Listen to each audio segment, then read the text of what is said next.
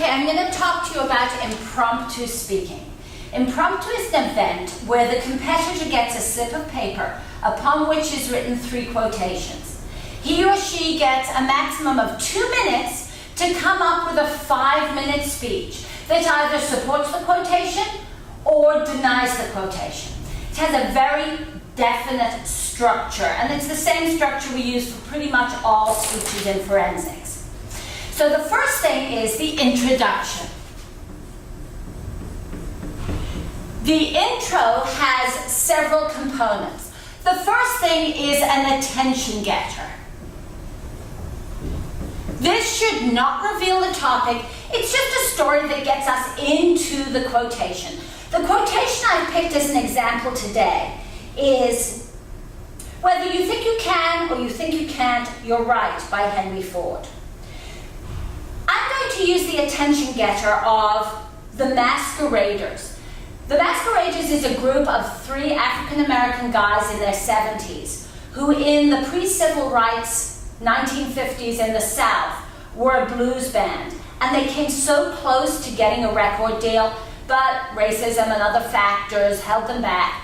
But they are now on America's Got Talent because they never gave up on their dream. And I think that's kind of what the quotation means. So you would tell the story of the Masqueraders, and you would say, and that's what I thought of when I read the quotation I was given today.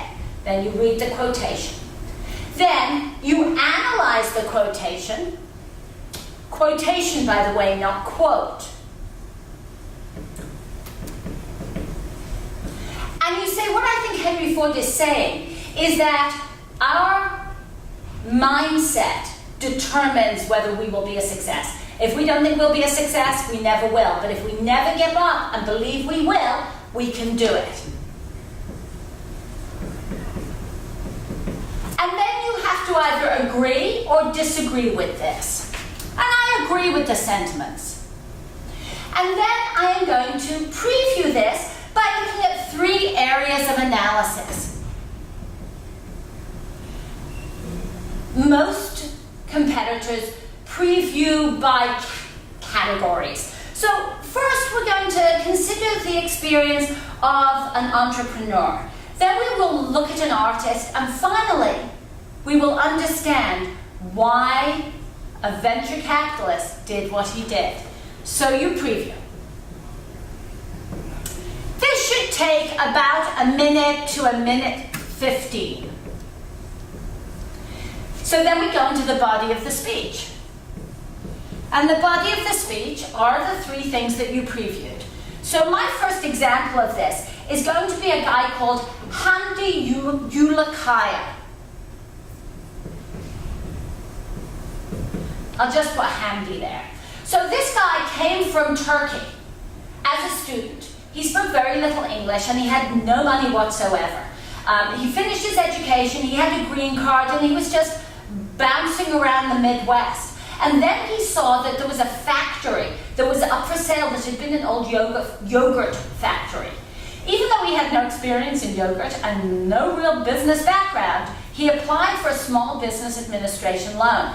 And the government was so desperate to unload this factory that they owned, they gave him the loan, and he is the owner of Chobani, which he built from nothing, that now employs 6,000 people, many of them immigrants and refugees. So then you link it back to the quotation. So he believed he could, and he actually did. Then you will have a nice transition. So let's go from the world of business into the world of dance and meet Misty Copeland. Misty Copeland had a hard start in life. She actually was African American living in a motel. She was one of the motel kids. Her single mother, her and her siblings lived in Carson, California in a motel. She took a dance class when she was 15 at the Boys and Girls Club in San Pedro, and her teacher saw something in her. She eventually lived in her teacher's house, and she has become the first African American principal dancer for the American Ballet Theater. So she believed she could, even though you need to start ballet at age 4 if you're ever going to be a professional. But she knew she could do it. She just plugged along, and she was a success. So that was our second main point, Misty Copeland. So now we transition. The last person I want to introduce you to did something wonderful. Jonathan Starr was a millionaire at 32. He'd been a venture capitalist and a hedge fund manager, but he was dissatisfied with his life. He believed he just hadn't lived up to his potential.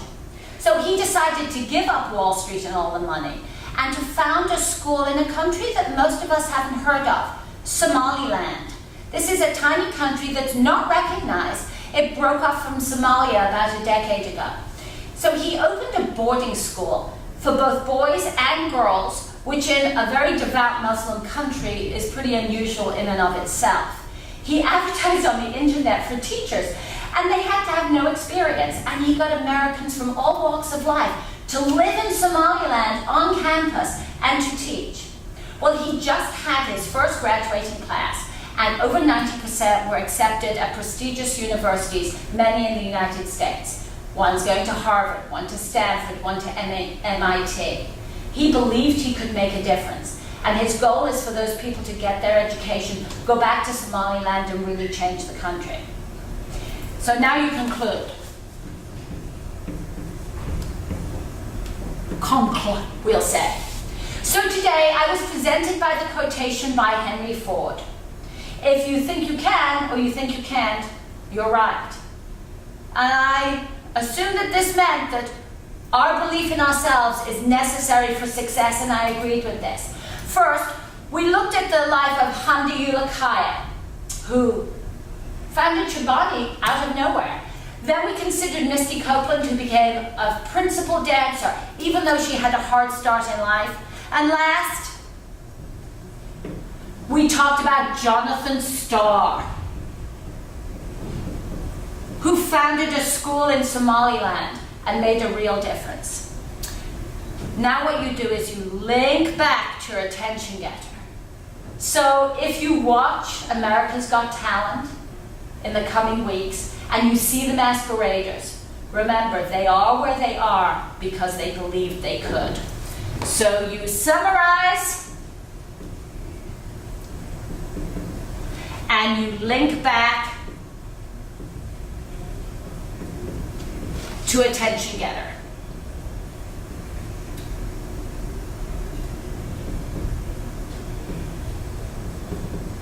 Something like that.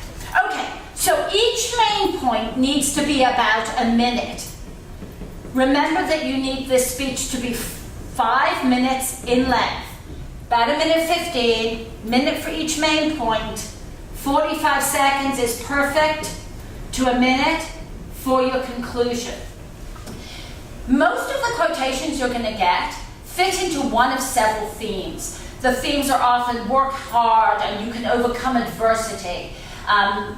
You believe in yourself. You can make a difference in society. Don't let anybody tell you you can't do it. That it's more important to stay true to yourself, to have morals, to fight against evil. Things like this. So while it seems insurmountable, once you know these themes and you have a catalog in your head of people or theories or TV shows that exemplify this, it's just a matter of recognizing it when you get the quotation in the round.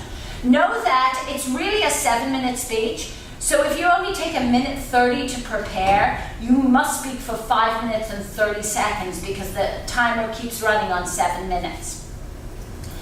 I think that knowing where to look for examples is important. All 3 of these came from 60 Minutes profiles. I love 60 Minutes. They gave me great examples. The New York Times obituary. What you don't want to do is have overused examples. So no Gandhi, no Jesus Christ, no Martin Luther King, even people like Oprah are too well known. You want obscure people who have done amazing things.